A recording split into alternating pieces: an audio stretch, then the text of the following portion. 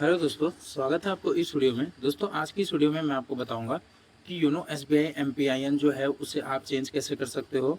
दोस्तों अगर आप एमपीआईएन भूल चुके हो तो दोस्तों यहाँ पे आपको एक फॉरगेट एमपीआईएन का ऑप्शन मिलता है। आप इस बटन पे फॉरगेट एमपीआईएन के बटन पे क्लिक करके अपना एमपीआईएन ओटीपी और अथवा अकाउंट नंबर डाल के प्राप्त कर सकते हो, ठीक है।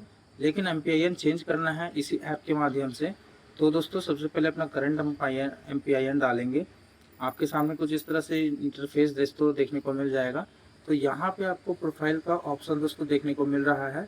आपको इस प्रोफाइल वाले बटन पे क्लिक कर देना है, ठीक है।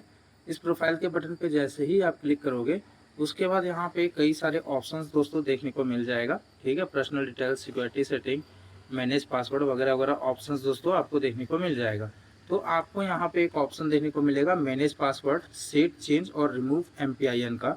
तो आपको सेट चेंज या रिमूव एमपीआईएन के बटन पे क्लिक कर देना है।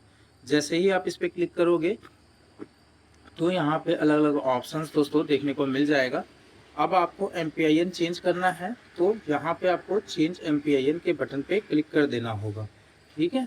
जैसे ही दोस्तों आप चेंज एमपीआईएन के बटन पे क्लिक करोगे तो जो आपका करंट एमपीआईएन होगा वो एमपीआईएन डालना है और कंटिन्यू के बटन पे क्लिक कर देना है। और जो नया एमपीआईएन आप सेट करना चाहते हो वो नया एमपीआईएन यहाँ पे फिलअप कर देना है।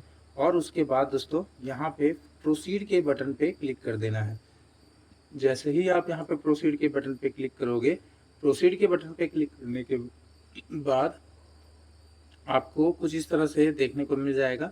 MPIN change successfully, your new MPIN is now active, use it for future YONO SBI logins. Thanks for watching the video.